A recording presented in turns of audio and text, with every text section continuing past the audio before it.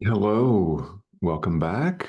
Thank you for tuning in and especially for your dedication and commitment to practice. That's the highest, best offering that you could ever make anyone anywhere. It really is. I say that often because we need to remind ourselves of this often. We do. We do, because here in the world, we are simply carried away almost all of the time. So for you to deliberately take a break, however long that may be, and however much of this video you watch, and I hope you watch to the end, there's a message for you, but of course you don't have to. Even taking a couple of moments out of your busy day is a tremendous gift, not just to yourself, but to everyone else. And well, as it turns out, because this is a course in miracles, the gift you give your brother is a gift you give to yourself because your brother is you, literally. So it is the highest and best offering you could give everything that lives.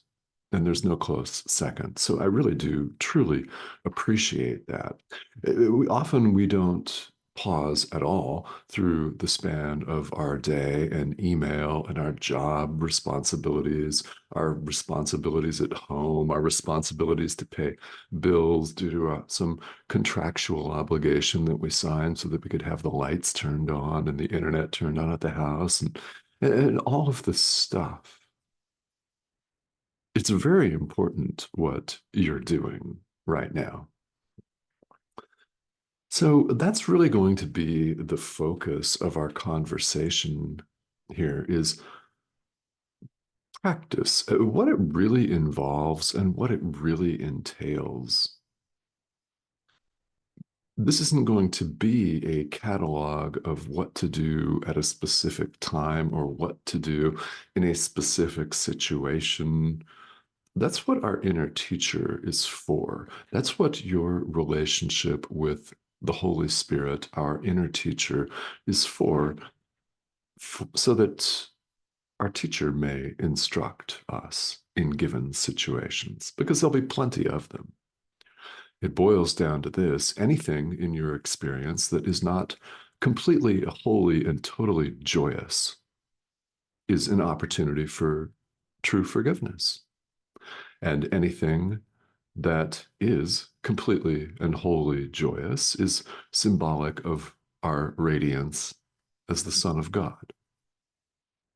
It's symbolic of our beauty, of our limitlessness, of our love, of pure love. It's symbolic. And I hope that you have a lot of those experiences today.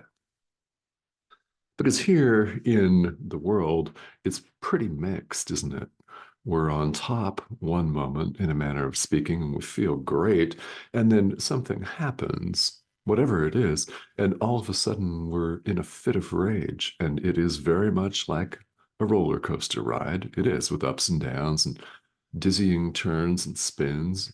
It's tranquil 1 minute, and then you're plummeting downhill, free fall, and you hit bottom, apparently. Yeah. And it just happens that way. So spiritual practice does most certainly involve our bringing some peace and tranquility to our lives. It's said here in A Course in Miracles that a tranquil mind is not a little gift. That's for sure. So anytime that you're tempted to devalue peace and chillness, chill, and tranquility, remember that. A tranquil mind is not a little gift, and that is so because that's when we can really hear our inner teacher. We are not apt to pay attention to the messages, the constant as it turns out, messages of the Holy Spirit when we're chaotic, when we're running around frantic. That's not the best state of mind to be in to hear the Holy Spirit's instruction. So, again, underscoring the importance of what you're taking the time to do right now. It's huge. It really is. We're invited to choose what this course refers to as magnitude or glory, the glory of God. What else? We're invited to choose magnitude for ourselves. The other option is what the Course refers to as littleness, little ego self, as we appear to find it alone, dazed and confused, frantic, frantic, fearful, guilt ridden, and all of that stuff. That's the other option. Which would you rather choose? Seems obvious in the abstract in a video such as this, or when we read this material or study this material in any way. It seems perfectly obvious which we'd want to choose, but we don't. So, this is the actual practical focus here of this course. And you could go so far to say all spirituality, it rests on our own willingness. It does. It rests on our own willingness to accept truth just as it is. It rests on our own willingness to choose magnitude instead of littleness.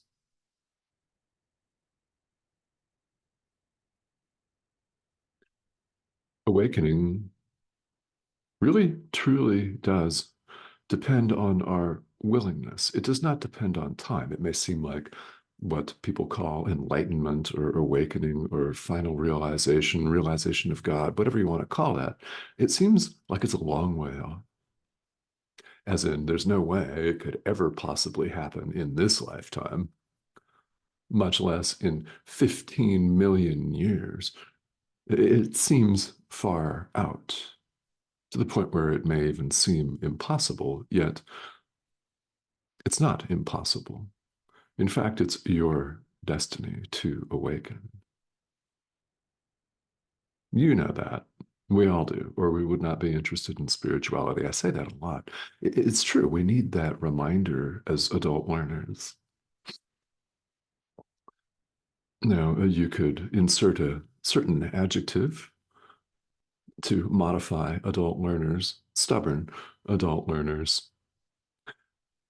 If you're in adult education or training in any way, you'll recognize immediately the need to give an adult learner the material, the same material, in multiple different ways, in multiple different sets of verbiage, in multiple different chapters or sections of a 1,100 plus page document like this course, audio, visual, kinesthetic, yeah, many different ways.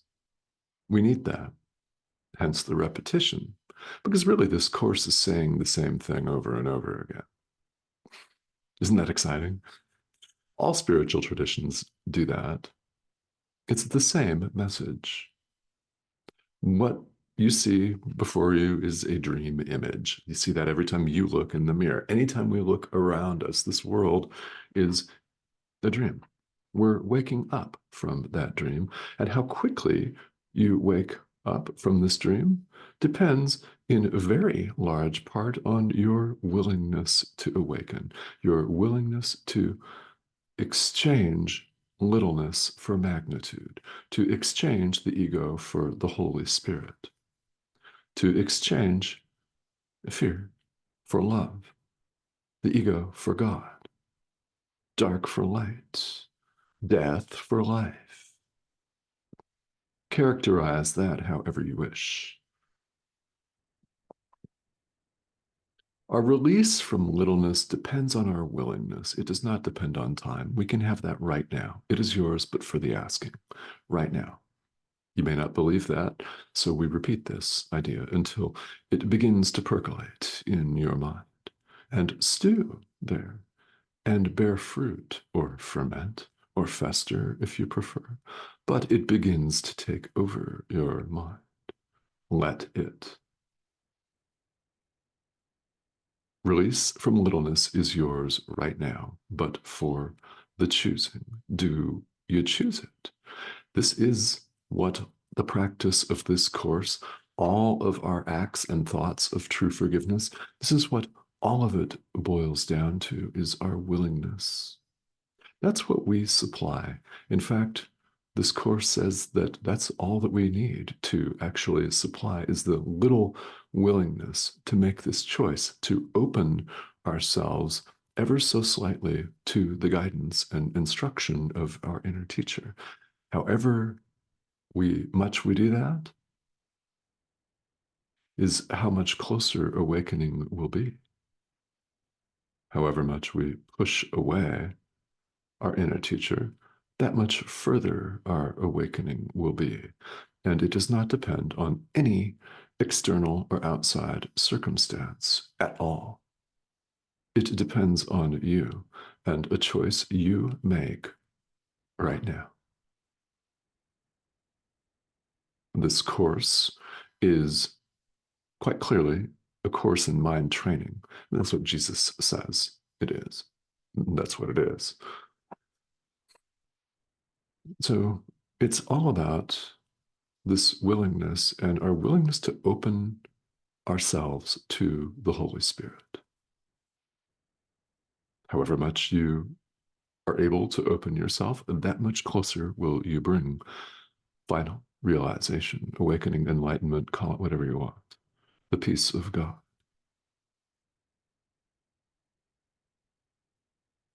And again, to the extent that you choose to push away magnitude, truth, who you really are, that much further away it will appear to be for you until you change your mind.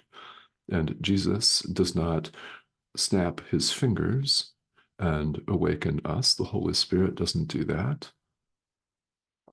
That doesn't happen because we've got to change our mind ourselves. The Holy Spirit does not force. You are not forced to adopt what this pixelated image on your screen is saying. Not at all. We have the power of decision in the present moment. And we neglect this and don't value it nearly enough. So, this is an invitation to you to value this power of choice and pay attention to it. It's really, really, really important. And that's an understatement. In fact, the importance of this really can't be stated in words. Are you willing to let littleness go?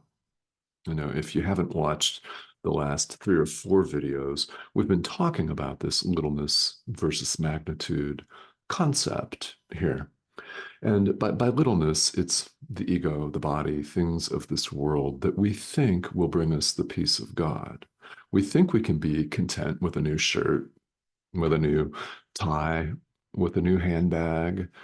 Yeah, we think we can be content with a new house, a new lover, things like that, that's going to bring us the peace of God. And we continue to search here in this world, which is itself illusion, for an answer.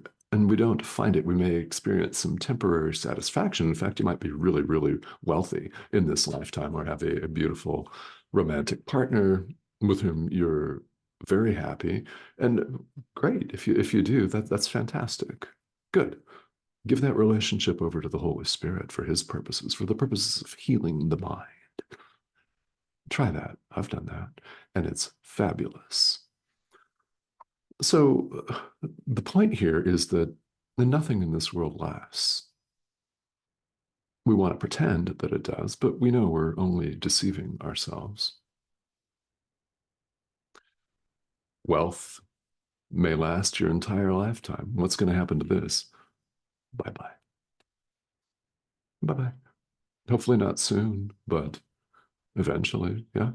Because we're not a body. You're not a body. You know this very well. You may not choose to accept it, but that again is a choice that we all have. So, the invitation here today from our inner teacher is to let him in. Will you at least consider this today? To the extent that you do, you will bring awakening that much closer, signaling your willingness to let all of the drama go, to let the ego just go, to forgive and forgive and release, rinse, repeat, to open yourself to the guidance of our inner teacher who will not steer you off a cliff. He will not wreck the car.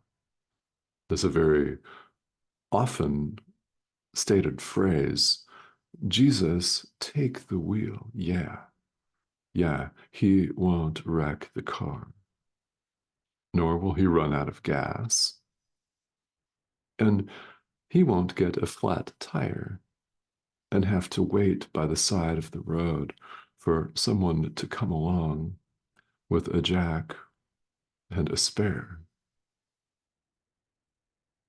Yet we've wrecked this proverbial car all the time, but he won't. So are we going to allow our inner teacher to run the show? It may seem very scary. And in fact, that is the ego that resists. The ego says, no, don't do that. Don't do that. No. And it is in a state of constant panic, which it is anyway. It's fear itself. It's simply an illusion.